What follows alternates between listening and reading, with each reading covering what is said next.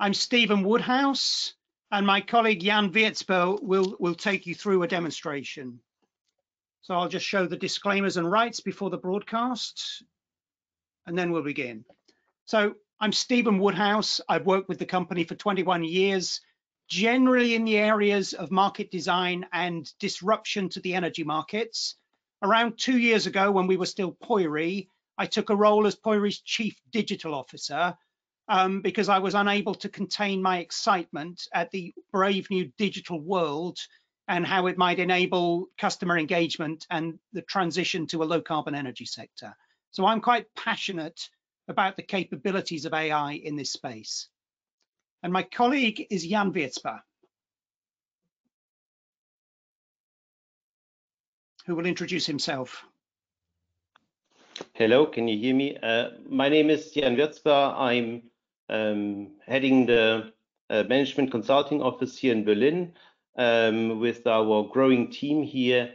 And my experience is roughly 20 years in energy. And I've been doing quite a lot of work on energy trading, M&A, business development, and investment decisions. And also in the last couple of years, was responsible for a number of AI initiatives in our company. So happy to be here today. Thank you, Jan. So just some housekeeping. If you hear a fire alarm, it's got nothing to do with us. So please make your own arrangements. We would like you to ask questions through the webinar in the question panel, and we'll keep an eye on that. And some people have submitted questions in advance. So I don't think we'll have the opportunity for kind of live questions with people shouting out, but do type them in the chat, in the questions. We will go through them at the end and select some interesting ones. And the links to the slide pack and the recording will be made available afterwards. So all of the slides and the recording of the event will be available after the event. So this is what we want to walk through in the next 30 or so minutes, and we'll take a quarter of an hour for the discussion afterwards. The thesis is that artificial intelligence will become an absolute enabler in the utility of the future. There's the state-of-the-art technology to get insight from the volume of data that we're starting to harvest from the energy system and to be able to derive accurate insights, but I think it goes way beyond that. If you are not doing this already, I would say, why not? It's not difficult to get into. You get useful results very fast. And I would put the AI tools at the same kind of level as personal computing tools 30 years ago. If your workforce are not familiar with these tools, they will very soon get behind the times. So we at AFRY are working extensively on these topics. Our management consulting team we'll show you what we're doing, but we've actually got a team of 1,000 digital specialists. We've got quite a few people whose job description is data scientist, and we've got the ability to do some of this really in production quality hardcore, rather than some of the things we're showing you today, which are on the pilot and prototype stage. And we want to demonstrate the deep forecast tool that we've put together, which is quite an exciting drag and drop interface, which brings some of these capabilities really immediately to life. So artificial intelligence at its simplest is pattern matching. It's the ability to do very sophisticated regression analysis, if you want to think of it like that. The artificial intelligence tools that we're using have the ability to identify patterns and trends within sets of data from which you can start making analytics and predictions. You can generate insights that you can enact yourself, so maybe trader decision support systems, but also then automating the results of those decisions. So algo trading, and at the moment, algo trading is very straightforward. It's tending to chase prices. We haven't yet seen algo trading that's actually taking dispatch and scheduling and unit commitment decisions for thermal power plants, or taking decisions on when the trading should take place in a window. But those things are just around the corner. So looking at the end-to-end story of an artificial intelligence solution, it could fit anywhere in the processes and the operational chain of the energy companies, right the way from managing assets through to trading, through to making forecasts of the needs for the future. So you would typically start with a data collection phase, and you can chuck anything into the pot that's relevant: weather data, demographics data. You can look at historical demand and supply data for certain things. You can look at historical prices. There might be certain geographical aspects that are important. What you need is clean, time series relevant data from which the artificial intelligence analytics can pick up the patterns. So it's important to have enough data. It's important to have good enough quality data for the machine to be able to pick up really what the underlying drivers are. And like a regression analysis, it doesn't have any concept of the fundamentals. It doesn't even have any concept of the direction of causality of the relationships. So it's up to the user to be able to feed the machine with relevant data. So that might involve some exploratory data analysis to check which are the relevant bits of information. You can confuse the system with not enough information. It won't be able to find the patterns. You can also confuse it with too much information because it will micro-fit patterns that aren't necessarily general. So there's quite an art as to finding the right data to feed into a system like this. So the algorithms themselves, and we can use different terminology: machine learning, deep learning, etc. And I'll let Jan talk about the practicalities. It can lead you to visualization and just insight from seeing the numbers. You can then go even further and start using the information for decision making and optimization. You can plug in constraints on the decisions. And we were playing at one point with using these kinds of tools even for scheduling and dispatch of a cascade hydro system, for example. So in the deployment, I think the artificial intelligence is simply one of the tools in the box. It's not an end in its own right. It can be deployed in any part of the energy system. So for example, we can look at trading, and we can then look at the forecasting of spot electricity prices or intraday prices. We can look at uses in the transmission and distribution system operation. And we did a pilot looking at loss forecasting to allow a grid operator to make advanced purchases and avoid imbalance on its own transmission losses. Again, whether transmission, distribution, or retail, we can look at demand forecasting for grid operation or for purchasing on behalf of customers, again, to avoid imbalance. In the distribution and retail space, we can look at heat demand forecasting, and we can look at the production of wind and solar assets. So, we're focusing here on short-term forecasting, but there are many, many other applications. So at this point, I'd like to hand over to Jan to give a view on our own forecasting platform. So Jan, I'll hand you the control now. Thank you, Stephen. Thanks for the introduction, and let's get started on our side. Can you see my screen? Okay. I think so, yes.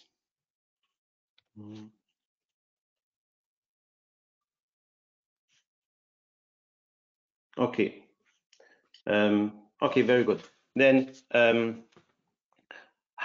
so how did we at AFRY approach AI and the opportunities around this? What we did is, in the last couple of years, we have been working with various clients on AI-related topics.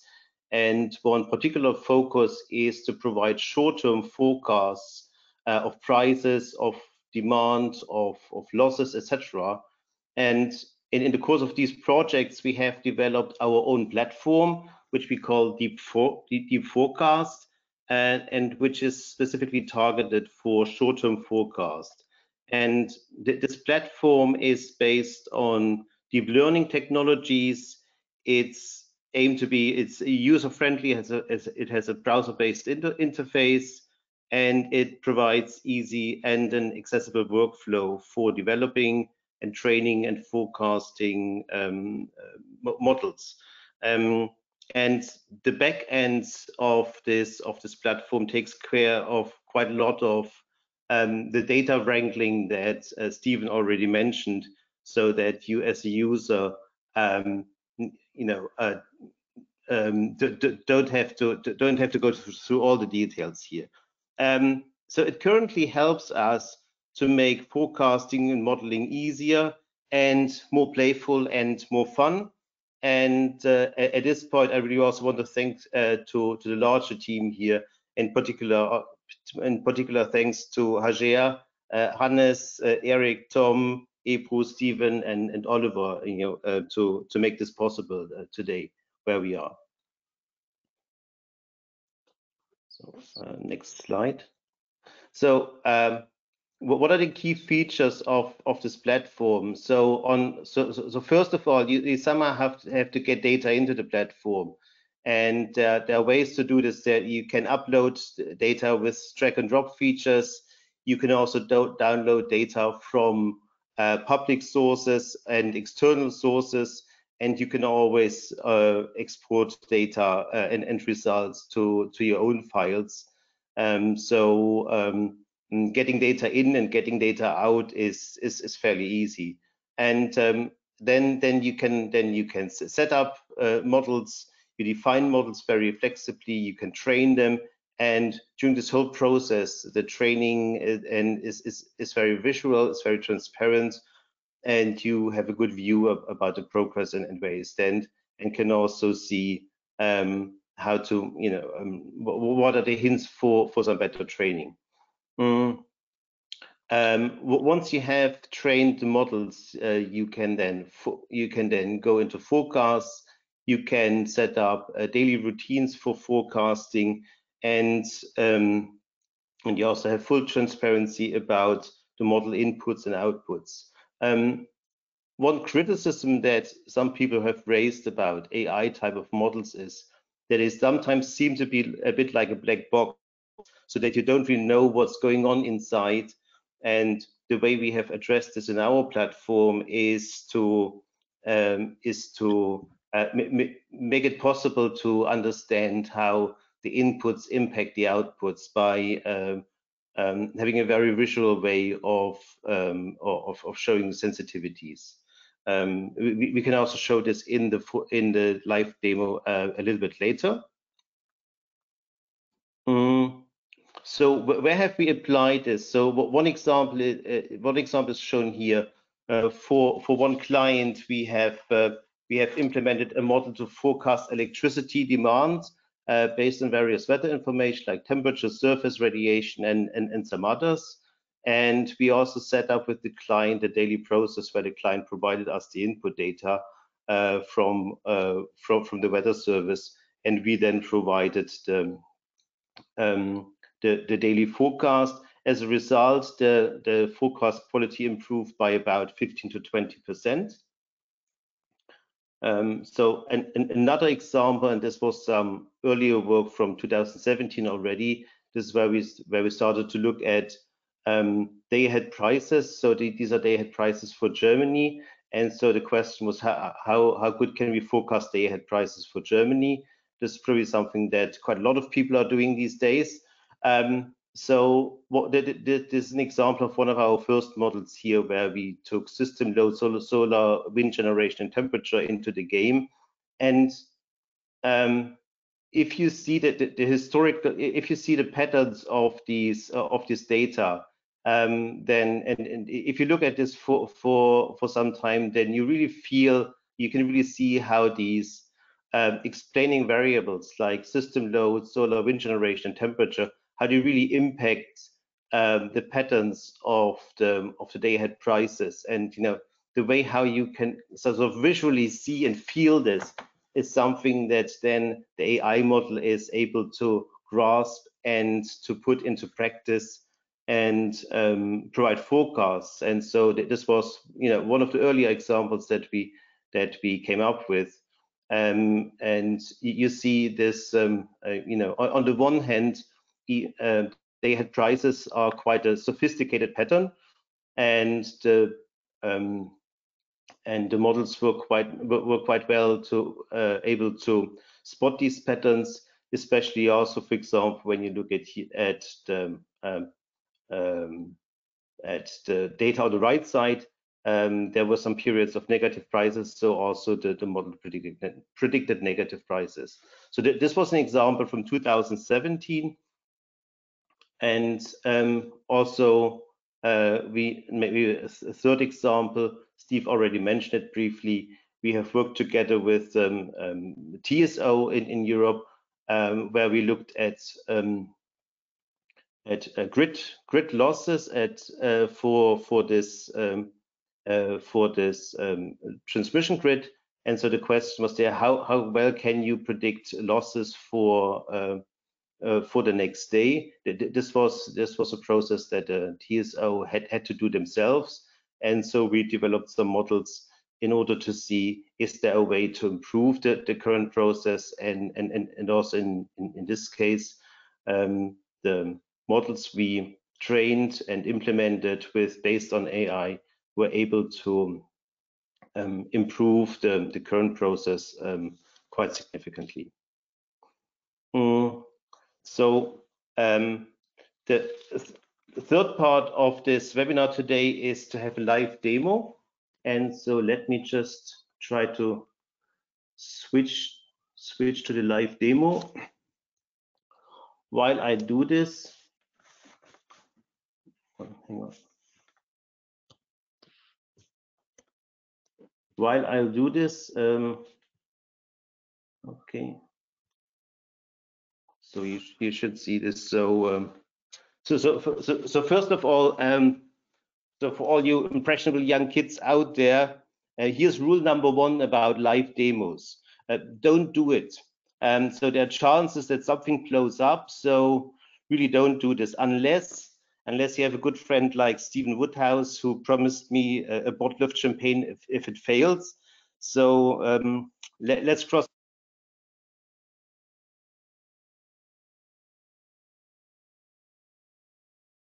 So let's cross fingers that Stephen doesn't have to pay. So English champagne. English champagne, very good.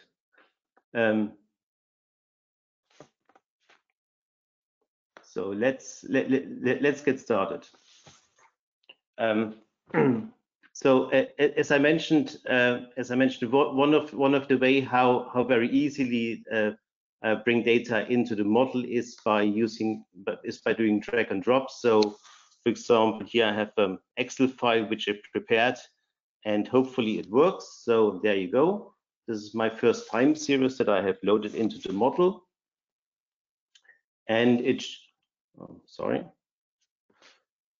have to move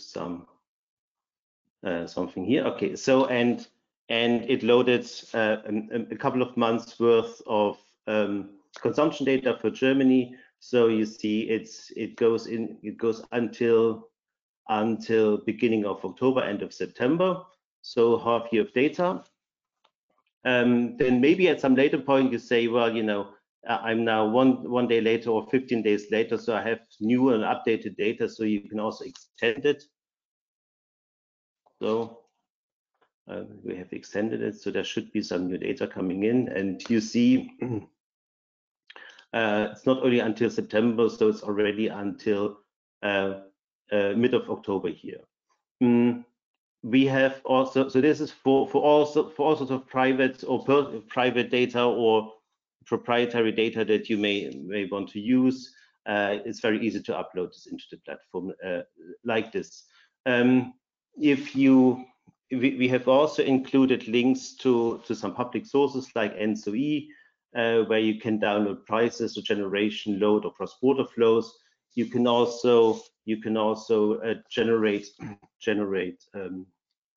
holiday time series that brings in the information when we have public holidays in certain countries. And if you want to use more sophisticated data, then we have also included here a link for the data provided by Energy Quantified. Energy Quantified is a data service provider which provides very high quality and sophisticated data for energy in a very standardized way. So for example, if you were interested to get data for Germany, well, so you get more than 250 types of data. So for example, if I'm interested just in wind stuff, there's a whole lot of stuff for wind, or on consumption. There's also quite a lot of stuff for consumption. So you can download it. It works, but it takes a few seconds. So let's not do this right now. Instead, I have that already. So for example, here we have consumption in Germany. It shows now. So this is consumption. This is essentially almost 2 years of data. So this is also the data that you see is 50-minute data, and we have also here temperature. So this is the temperature. So let's try to see if we can make a model for to predict the consumption. So again, so let's say we want to make a model for to forecast the consumption for tomorrow. So let's say consumption tomorrow. Let's take in this case the temperature as one explaining variable, and let's also take holidays as one explaining variable. So this is the basic input and output scheme that we want to use here. And then we can, for example, set up a model and start training it just for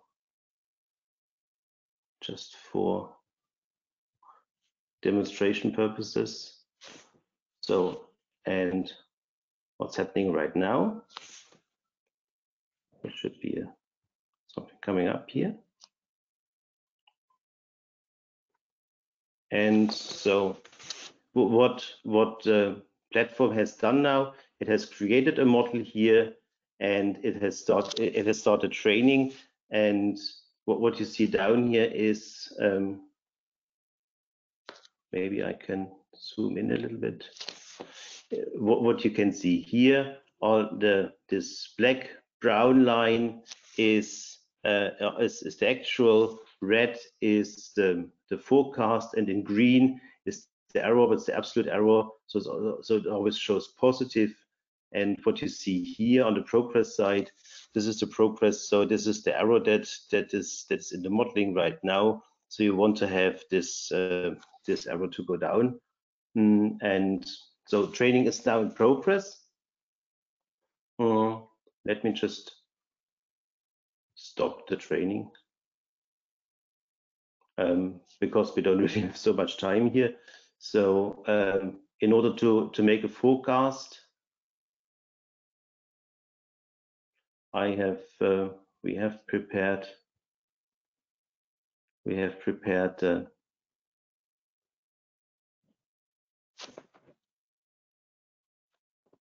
another model.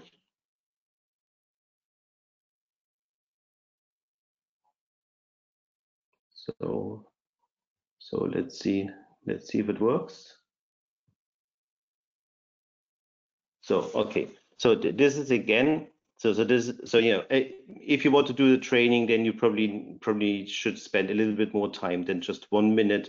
But if you spend 1 hour of training, then this is really quite a lot of work. So here is a model that we trained for some more time.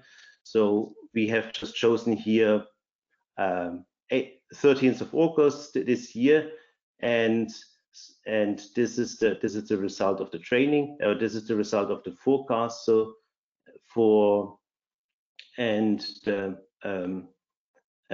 actual data and the forecast data is very similar. It's very hard to see any difference here. And so what are we using as input? We use the consumption of the last couple of days as input.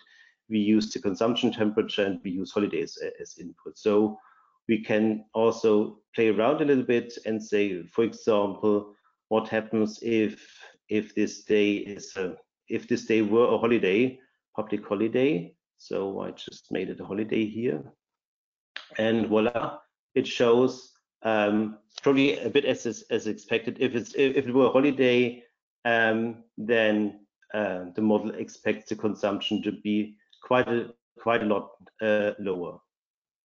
So, for example, if we can also say, let's make this a very cold day. Let's see what happens there. The consumption goes down a little bit, but not very much. So in that case, nothing very much happens here. So this is one example.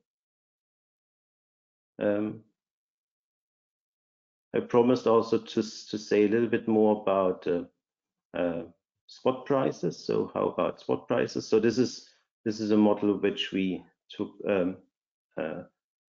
which we trained for probably more than a day. Let's just take an example here. Okay, there you go. So this is so here you can see, or maybe I can just a little bit. Okay, so here you can see again in blue is the actual, in red is the forecast, and green the error. So you see the model, is finds it more difficult here to find an exact solution. But at the moment here, the MAE is the error is about €1 per megawatt hour average on for the whole day. And what we have used here as explaining variables are the prices of the last couple of days, is holidays, is wind, is solar, is consumption, residual load, and exchange schedules and consumption temperature. So this is a bit more sophisticated. So we can have some fun and say, so what happens if this is a very windy day? So let's make it very windy. And let's see how it works. Oh, okay. So, and what we see that prices really go down quite a lot. So we hit negative prices. So we have to see if we're already approaching redispatch scheme. So very negative prices. We can also say, let's remove this.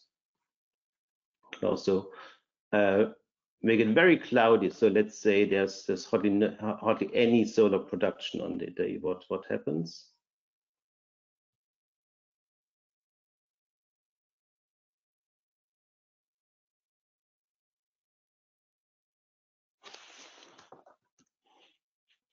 So when we don't have any solar production as expected, then we have less of a solar dip, so prices will be higher during the day.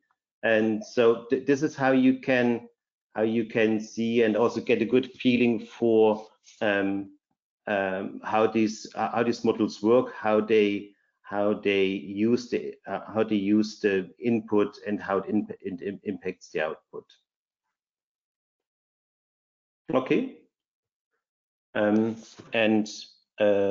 You can, as I said, you can very easily also create workflows around this by loading more data into this, by saving the data of the forecast, and by sending this out via email or also with API. This is about what we have for the live demo, and I would then hand back to Stephen, while at the same time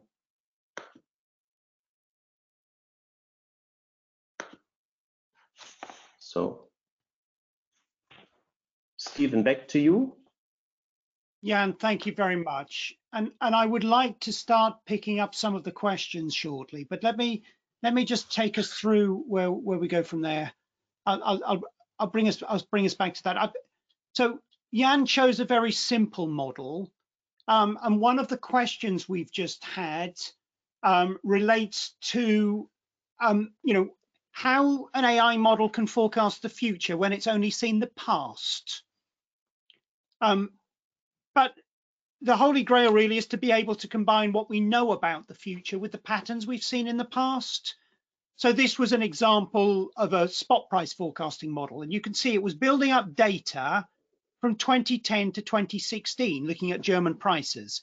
Now, back in 2010, the production of solar generation was pretty small because there wasn't very much of it.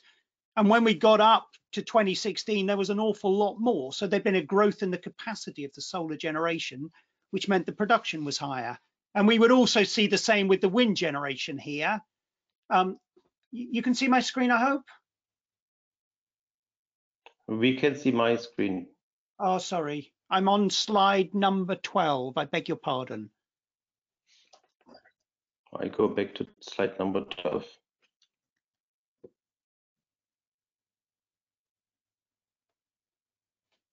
That one, yeah. So over this period, the band in the middle is showing the historical patterns of solar generation in Germany from 2010 to 2016. Now, we've got models which tell us what we think in different scenarios the installed capacity for solar generation in Germany will be going out to 2060, and similarly for wind generation. So if you've got your right model structure, and we don't define the exact model structure, but we define the input variables and the output and let the model figure out the detailed structure, it's certainly possible to include forecasts of some of those input variables. So building on the historical patterns with the future expected values. And, the model wasn't very good at predicting COVID when we were doing demand forecast models. But when we identified a dummy COVID lockdown flag and we fed it enough days worth of data, we were certainly getting better results for the COVID period. And then in the days when the lockdown got lifted, we could then see the difference between a with COVID lockdown and a without COVID lockdown. So obviously the model performs better if you give it more data. But of course, data doesn't have to be actual real historical data either. If you know what future circumstances you're dealing with, it's perfectly possible to create some artificial so-called historical data. So you can engineer patterns of information. You obviously can't, you'd have to make up what you thought the outturn would be as well. So combining the fundamentals and the observed patterns, I think, is really where this is going next. Jan, we have had a question asking what the quality of the results were. I think that's probably one for you. How good do our results? How good are our results, for example, for demand forecasting? For demand forecasting, in general, it's very hard to put this in a number because because the data structure and the data is always very different. It's always very different. For example, when you have demand for a large system, then this is in itself very stable. So you can expect a very high accuracy of the data in an error of 1% or lower. If you have smaller systems, then naturally this will be the error that you will arrive at in any case will be higher. And for example, for German day-ahead prices, we are somewhere in the 3 euro per megawatt hour ballpark at the moment. Okay. But it really depends on the specific problem. What we have seen is that when you benchmark it with traditional regression models, etc., that people are using in practice, and also with sometimes also combined practical wisdom that people are using for daily processes, the AI models tend to be better from the start. Okay.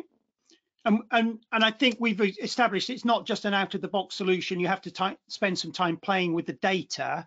And that is one of the reasons, not simply to hand this over to a data science team, but to use energy expert. But if you can combine an understanding of the the modeling and the data and the underlying causality, I think that's the way to really be able to get at good results fast. Yeah, yeah, and thank you, Stephen. And I think that and this was also one of the main reason we developed this platform. This was because our experience was also that you make a model where you say let's take these three explaining variables as input, and then you feel should you take something else, or should you change this a bit? And so this platform allows you to play around, get acquainted with the data, get acquainted with how these models behave and how good they are and where they find their sweet spots. So in a very easy way. We've been playing with day ahead forecasts and also intraday at an earlier stage. Are you prepared to reveal how good the day ahead forecasts were for Germany, for example? I think that was the one you looked at most closely. We are in the at the moment in the €3 per megawatt hour ballpark. Okay. And we are exploring a combination of we have a fundamentals-based modeling platform, Bid3, which is used by many people around the world. We also have a shorter-term version of that, Bid3 Live, which takes in real-time data and short-term forecasts and even the urgent market messages and so forth of generation availability to do shorter-term forecasts. And the combination of that fundamentals forecasting and the AI to look at the behavioral reaction to those shocks is an area that we're very keen on exploring next. So looking at the extent to which shocks in the system either cause an overreaction in the spot markets, or maybe an underreaction and a slow adjustment to a new reality. Those kind of behavioral aspects are the things that you can't get fundamentals to look at very well, but the model is very good at picking up on those kind of behavioral variables. I mean, what are the other things where we think there's going to be a lot of promise in this, Jan? I'm getting questions about what we could apply this to. Could it be used for other commodities, for example? Could it be used for balancing prices or the supply and demand, the flexibility? Where are the limits? What makes something good for this kind of technology? It's certainly completely agnostic regarding commodities in a way. So we have also implemented some models for heat demand, for example, which is a very interesting problem in itself. And the main strength of this approach here is to use it for anything that you have in a short term. So doing things today for tomorrow, for the next 3 days, for the next 14 days, or maybe also for doing anything in some shorter periods of time, like intraday. So whenever you have a problem in this time period, and this is probably so. These type of models are the right approach. And what we might be able to. Sorry, go on. Yeah. But what we might be able to use is the kind of the granularity and the insight for the short term applied to long-term models, and so use something of these techniques even in the longer term. One interesting aspect is that when you make models with quite a number of explaining variables, then it's then by doing the sensitivities, you also how should I say, you also get a good understanding, at least how the model thinks, these explaining variables, how they influence the results, and so you also get a better understanding how these how this works in practice, and how this may impact the results of your forecast. Yeah. So looking at these sensitivities is a very helpful tool to better understand what's going on. And you know, we're showing a really simple model, and I've got a question that noted that the sensitivity to temperature wasn't that great. Well, that's because lots of things drive demand, not just temperature. There's quite a lot of parameters, and we were using a very simplistic model. And knowing what to put in is part of the challenge. I mean, I've got loads of questions, and I think what we'll try and do is take some of these questions offline and get back to you privately. I mean, if there's a question about predictive maintenance. Independently of this, AFRY, alongside Nokia and Infosys, is working on a predictive maintenance system. And it's not like GE predicts. We try and use engineering assessments. So RAMS analysis, which is basically a prioritization tool. So you focus on the things that matter. So instead of putting sensors on everything, you focus on the ones that matter the most. And the most interesting thing about maintenance of a power generator, they only run half the time of the year anyway, mostly. And your commercial team decides the maintenance most of the time, not your technical team. It's a commercial decision when to take a power plant out for outage under most circumstances. So combining forward-looking pricing views as well as just probabilistic based and scenario based assumptions on estimated life to failure of assets is quite an interesting way to adapt that. So we are looking at predictive maintenance systems, but we're trying to go beyond the simple technical to look at the commercial issues as well. So I'd be happy to talk to anybody about that separately. I think we've got time for just a couple more questions. Let me pick from the ones that have been submitted earlier. Let me just find the right one. I beg your pardon. The window I was looking at has disappeared. So there was a question here about, you know, COVID. How does the model deal with things like COVID? The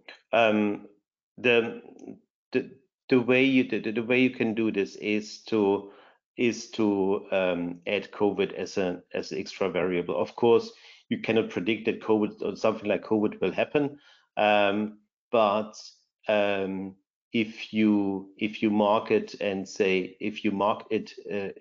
this is a COVID period which is special, and so you give a hint to the model, so this is a special period, then the model might be more able to realize that why the pattern in this period is different, and can also then apply this later on. So maybe if you have a second lockdown, and you say now we are back in COVID time, then it might be easy, then it might be possible to adjust accordingly. You know, it's a little bit like putting holidays into the picture, where we always put holidays and weekly patterns into the models in order to give a hint that there is a public holiday, that this is a weekend, etc.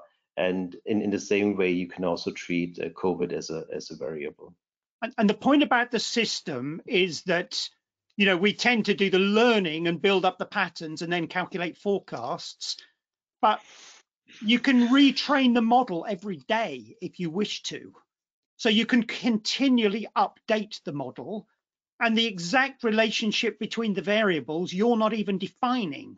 So if a new variable comes in and it actually has some complex interaction with some of the other variables, the model can figure that out. So the model is capable of adapting to all kinds of new circumstances as you go along.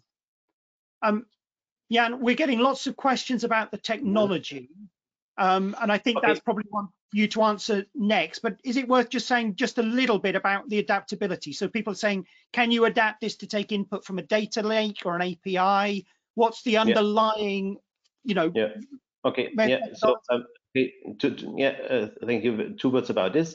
The platform itself consists of a front end and a back end. The back end is implemented with TensorFlow and Python, and the front end uses some sophisticated JavaScript, and both of them work together, but they can also you know, that this can also be set up in a way that there is a server at one end, and somewhere else there's the front end running.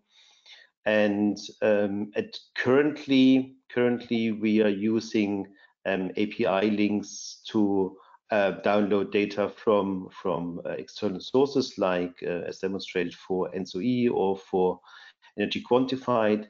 The way it's set up into a backend and a front end means that between the backend and front end, there's already an API going on. So, so if someone has a specific API solution, then it's also possible to connect to the backend via API and leaving out the visual front end if this is what something wants. So what someone wants. So API is certainly kind of how should I say, core to the solution here. Jan, thank you. And I think we've basically come to the end of our time slot. So could you please take me to slide number 16 for a couple of concluding remarks? Sure.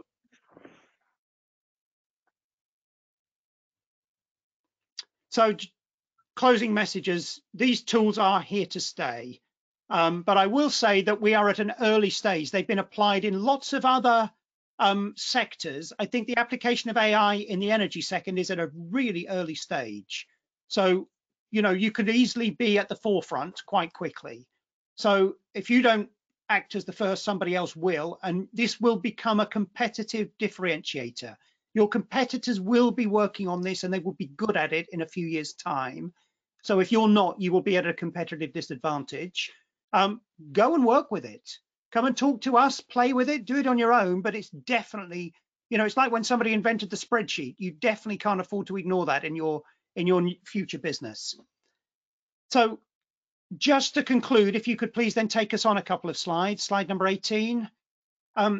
Please do come and talk to us for more information. Talk to me or talk to Jan, who you might have detected is the real expert in this conversation. And this is a series of webinars. The very next one next week on Thursday, the 19th, I think at the same time, will be on PJM and the impact of Pennsylvania's carbon pricing. So I think a lot of eyes are on what will happen next in the US markets. So thank you very much for listening. As I say, we will try to get back to you with the answers to some of those questions on an individual basis if possible, but I can't guarantee all of them. We did end up getting over 100 questions. So I very much look forward to talking to you again.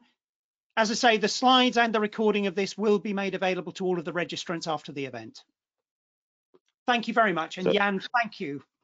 Thank you very much for joining in today. And thank you, Stephen.